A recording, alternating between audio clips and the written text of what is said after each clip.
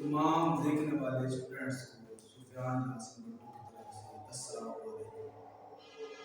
My dear students, हम mathematics class 9 का chapter number 1 आज स्टार्ट करेंगे। और इसमें क्या करना है, सबसे पहले चैप्टर नंबर 1 का इंट्रोडक्शन हम पढ़ेंगे। उसकी जो बेसिक डेफिनेशंस हैं उनको पढ़ेंगे। उसके अंदर क्या है, अगर डेफिनेशंस आप लोगों को समझ आ गई हैं तो कहीं भी प्रॉब्लम्स नहीं। दो तरजीह मसावाती क्वाड्रेटिक इक्वेशंस चैप्टर का जो टाइटल है, जो इंट्रोडक्शन है, सबसे पहले हम इक्वेशंस को डिस्कस करेंगे। इक्वेशन क्या है उसके हवाले से। तो अलजेब्रिक एक्सप्रेशन, अलजेब्रिक जुमले क्या होते हैं, इसके हवाले से हमें कुछ पता होगा तो हम equations, linear equation, quadratic equation, cubic equation और बाई क्वाड्रेटिक इक्वेशन की तरफ मूव करेंगे। सबसे पहले अलजेब्रिक जुमले, अलजेब्रिक एक्सप्रेशन क्या है, इसके हवाले से मैं कुछ एग्जांपल से आप लोगों को और डेफिनेशन को वैसे भी बोल के बता दूंगा।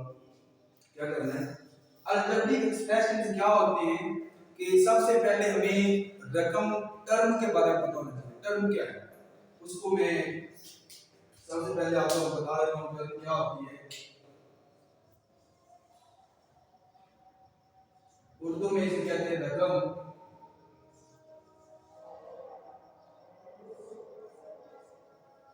टर्म दो नंबर का जो है ना वो हासिल ज़रब है। वो कौन से दो नंबर्स हैं, एक मुस्तकिल है और दूसरा मुतगय्यर है। The product of constant and variable is called term.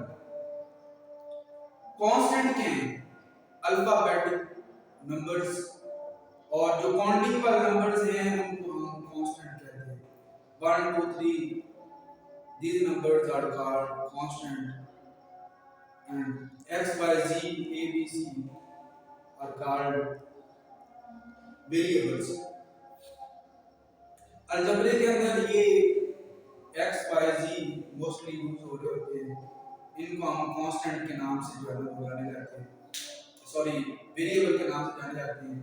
और इसके अलावा जो बाकी होते हैं वो कांस्टेंट के नाम से जाने जाते हैं। अब जो टर्म हैं, जो रकमें हैं, इन रकमों के दरमियान में, इन टर्म्स के दरमियान में अगर इन टर्म्स में प्लस माइनस, डिवीजन और सब्ट्रैक्शन के साइंस पाए जाएं तो हम उसे कहते हैं अलजेब्रिक एक्सप्रेशन, अलजेब्रिक जुमला। यानी कि जो ये टर्म्स हैं इनके दरमियान में ये साइंस अगर पाए जाए तो वो एक जुमला बनाते हैं, अलजेब्रिक जुमला। वो किस तरह की उसकी शक्ल होती है अलजेब्रिक जुमले की। फॉर एग्जांपल ये मैं टर्म की एग्जांपल पहले देना चाह रहा हूं।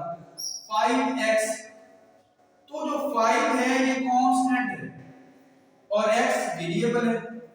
फॉर एग्जांपल 7 अकेला भी आएगा तो फिर भी टर्म है। क्यों टर्म है, क्योंकि इसके साथ वेरिएबल पड़ा है in the form of x की पावर 0, इसलिए हम इसे टर्म कहेंगे। क्या मैंने डेफिनेशन बताई टर्म की, रकम की, कि दो नंबरों का प्रोडक्ट। वो कौन सी है, तो दो चीजों का प्रोडक्ट। कौन सी दो चीजें हैं, पहली ने बताई है कि वो कांस्टेंट है और दूसरा वेरिएबल। इन दोनों का प्रोडक्ट क्या कहलाएगा, हमारे पास टर्म कहलाएगा। फॉर एग्जांपल अगर अकेला x आ गया है उसके साथ कांस्टेंट किधर पड़ा होगा, उसके साथ 1 पड़ा होगा, इसलिए वो दोनों का प्रोडक्ट।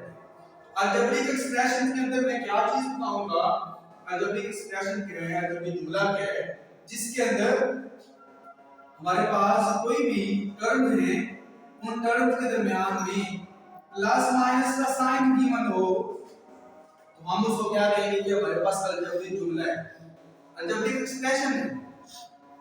अब बात करते हैं मसावात।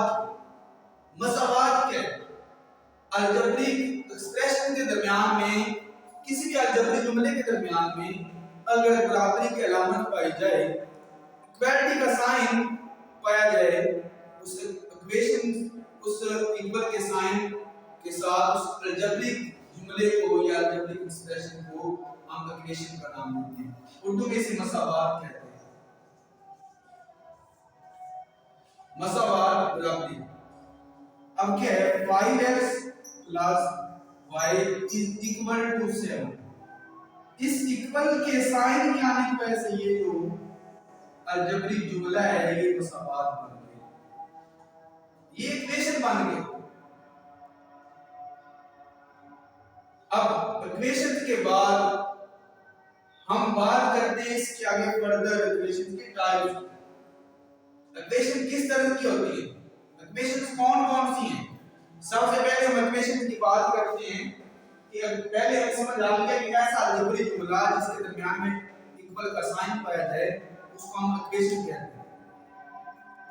अब मसावात के बाद अगली बात क्या है कि लीनियर इक्वेशन, उर्दू में कहते हैं यकदर्जी मसावात। यकदर्जी मसावात क्या है,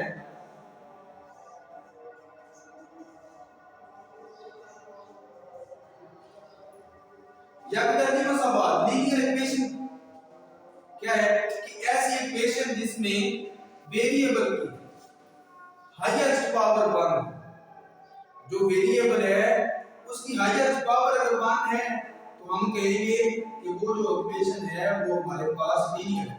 यानी कि ऐसी मसावात जिसमें मुतगय्यर के सबसे ज्यादा पावर जो है अगर वो 1 है तो हम कह सकते हैं कि वो जो हमारे पास मसावात है वो लीनियर इक्वेशन है, यकदर्जी मसावात है। यकदर्जी मसावात किस तरह की है, इसकी स्टैंडर्ड इक्वेशन क्या है, म्यारी शक्ल क्या है। म्यारी शक्ल ax plus b is equal to 0, a does not equal to 0, ये इसकी स्टैंडर्ड इक्वेशन है।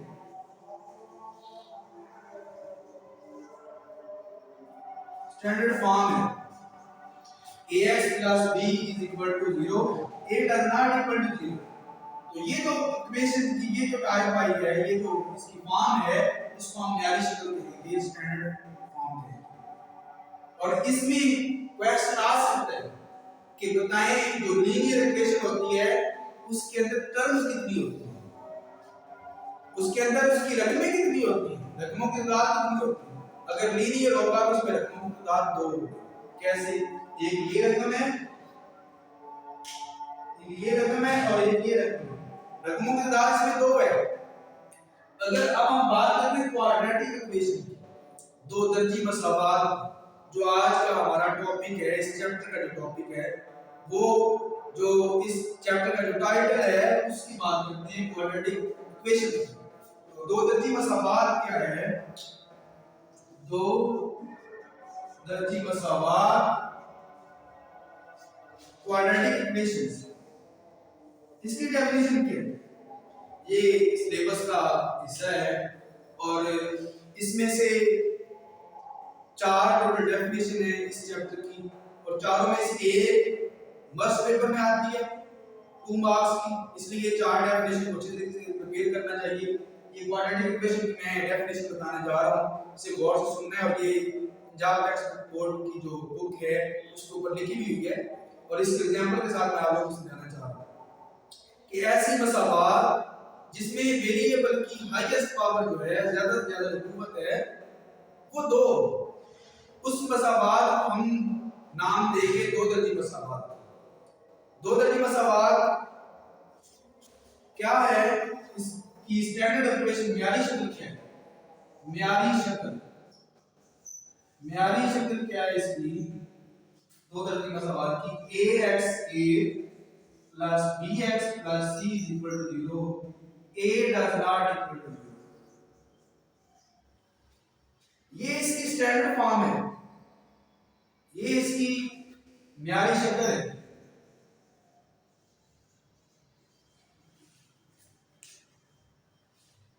अब एमसीक्यू आ सकता है कि बताएं कि क्वाड्रेटिक इक्वेशन के अंदर टर्म्स कितनी होती है, नंबर ऑफ टर्म्स कितनी है, तो बता सकते हैं 1 2 3।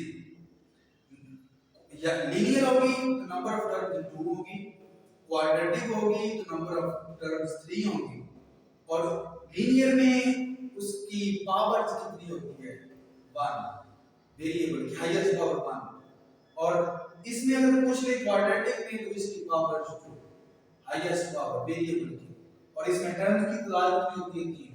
अब जो क्वेश्चन दिया हुआ है इसकी एक उसने पूछा है क्वाड्रेटिक इक्वेशन क्या है, अगर तो हमारे पास ax a + bx + c = 0 की फॉर्म में कोई भी इक्वेशन आ जाए तो हम कहेंगे ये हमारे पास क्वाड्रेटिक इक्वेशन है, दो दर्जी मसावात है।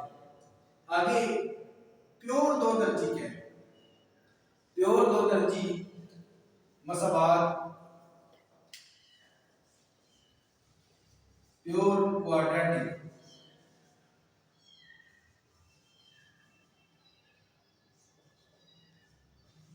इक्वेशन, प्योर दो दर्जी मसावात कि ऐसी मसावात जिसमें x वाली वैल्यू ना हो, सिर्फ ax a + c वाली वैल्यू होगी, मसलन ax a + c = 0। अगर ये वाली फॉर्म आ गई है तो हम कह सकते हैं कि ये जो इक्वेशन है ये प्योर क्वाड्रेटिक है। इसमें a bx वाली फॉर्म नहीं दी, x वाली फॉर्म नहीं है। अगर x वाली नहीं होगी यानी कि x के और कांस्टेंट नंबर्स गिवन होंगे तो हम कहेंगे वो प्योर क्वाड्रेटिक इक्वेशन है। प्योर क्वाड्रेटिक इक्वेशन में कितनी टर्म्स होती हैं 2। अब हम बात करते हैं क्यूबिक इक्वेशन, 3 दर्जी भी कह सकते हैं, 3 दर्जी मसावात। 3 दर्जी मसावात कौन सी, क्यूबिक इक्वेशन कौन सी है कि ऐसी इक्वेशन जिसमें वेरिएबल की हाईएस्ट पावर जो है वो 3 है, वेरिएबल की हाईएस्ट पावर 3 होगी तो हम उसको क्यूबिक इक्वेशन यानी कि ऐसे मसावात जिसमें मुतगय्यर की ज्यादा से ज्यादा जो कुव्वत है वो 3 हो, तो हम उस मसावात को क्या कहेंगे, उसे कहेंगे क्यूबिक इक्वेशन। अब कौन सी इसकी स्टैंडर्ड फॉर्म कौन सी है, ax³ plus bxa plus cx plus d is equal to 0। a does not equal to 0। ax³ plus bxa plus cx plus d is equal to 0, it does not equal to 0। तो इस form को कहेंगे cubic equation. इसमें number of terms कितनी होंगी, इसमें number of terms है 4, जितनी पावर होगी उससे एक नंबर ऑफ टर्म्स ज्यादा होगी। अगर लीनियर थी तो नंबर ऑफ टर्म्स 2 थी, क्वाड्रेटिक थी तो नंबर ऑफ टर्म्स 3 थी, क्यूबिक आ गई है तो नंबर ऑफ टर्म्स 4 हो गई, यानी कि इसमें जो रकमों की तादाद है वो 4 है। अगर हम बात करते हैं बाई क्वाड्रेटिक इक्वेशन की, बाई क्वाड्रेटिक इक्वेशन कौन सी होती है कि ऐसी इक्वेशन जिसमें वेरिएबल की हाईएस्ट पावर जो है वो ज्यादा से ज्यादा कितनी होनी चाहिए, 4 होनी चाहिए। कैसे कि ax की power 4 plus bx³ plus cx square plus dx plus e is equal to 0। a does not equal to 0, यानी कि हाईएस्ट पावर हमारे पास क्या है वो 4 है। अगर हाईएस्ट पावर 4 दी हुई है इसका मतलब है कि हमारे पास बाई क्वाड्रेटिक इक्वेशन है, उर्दू में कहते हैं 4वीं दर्जा, 4वीं दर्जे की इक्वेशन है मसावात। इसके अंदर नंबर ऑफ टर्म्स कितनी होगी, 5। अब हम बात करेंगे कि क्वाड्रेटिक इक्वेशन को सॉल्व करने की मेथड कितनी है, उन मेथड को डिस्कस करते हैं। नेक्स्ट हम पढ़ेंगे solution of quadratic equation. Quadratic equation को सॉल्व करने के जो मेथड हैं उनकी बात करते हैं हम। कितने मेथड से क्वाड्रेटिक इक्वेशन दो दर्जनों सवाल को कितने तरीकों से हल किया जा सकता है, उसको हल करने के तरीके कितने हैं। बुक वाले ने 3 मेथड से सॉल्व किया और लेकिन बताए दो, मैंने तीनों ही बता दिए। सबसे पहले है फैक्टराइजेशन, तेजी का तरीका। सबसे पहले जो मेथड दिया है वो मेथड है तेजी का तरीका। इसके फैक्टर बना के उससे हम वैल्यू फाइंड आउट करनी है और x की वैल्यू फैक्टर्स की मदद से हमने फाइंड आउट करनी है। और नेक्स्ट वाला जो मेथड है कंप्लीटिंग स्केल, तकमीले मुरब्बा। तकमीले मुरब्बा क्या है?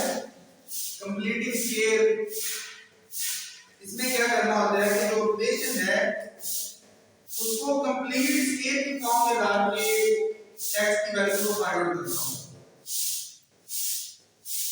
थर्ड वन जो हमारे पास क्वाड्रेटिक फार्मूला है, दो दर्जी फार्मूला। दो दर्जी फार्मूला के अंदर क्या करना होता है कि क्वाड्रेटिक इक्वेशन की जो वैल्यूज है उस फार्मूला के अंदर पुट करके x की वैल्यू को फाइंड आउट करना होता है। ये 3 मेथड बहुत ही इंपॉर्टेंट है। लॉन्ग क्वेश्चन के हवाले से फैक्टराइजेशन का एक शॉर्ट क्वेश्चन पेपर में मस्ट आता है 2 नंबर का। कंप्लीटिंग स्केल में तकरीबन 80% चांसेस होते हैं कि कंप्लीटिंग स्केल का एक क्वेश्चन आए। जब हम इसको सॉल्व करेंगे तो इंपॉर्टेंट क्वेश्चन जरूर बताएंगे कि कौन-कौन से एक्सरसाइज के इंपॉर्टेंट क्वेश्चन हैं। अब हम बात करते हैं क्वाड्रेटिक फार्मूला की। ये भी बड़ा इंपॉर्टेंट फार्मूला है, ये फार्मूला राइट कर देता हूं। अगर हम x की वैल्यू फाइंड आउट करनी है तो फार्मूला हम लिखेंगे -b plus minus b square minus 4ac/2a। ये पूछा जा सकता है, ये एमसीक्यू क्या आता है कि बताएं कि जो दो दर्जी मसवार है इसको हल करने के तरीके कितने हैं, क्वाड्रेटिक इक्वेशन को सॉल्व करने के मेथड कितने हैं। तो वो 3 मेथड है, ये एमसीक्यू आ सकता है, बल्कि बहुत सारे पेपर में ये एमसीक्यू आया हुआ है, इसलिए ये आप लोगों को अपने दिल में रखना चाहिए कि एमसीक्यू के हवाले से इंपॉर्टेंट है। कौन-कौन से ये शॉर्ट कट्स आ सकता है कि दो दर्जी मसवार को हल करने के जो तरीके हैं उनके नाम साइड करें। तो ये 3 तरीके हैं, 3 मेथड हैं जिससे आप इसको सॉल्व कर सकते हैं। उम्मीद करता हूं कि आज का जो लेक्चर है इस हवाले से आप लोगों को जो डेफिनेशन सकते हैं उनकी समझ आ गई होगी।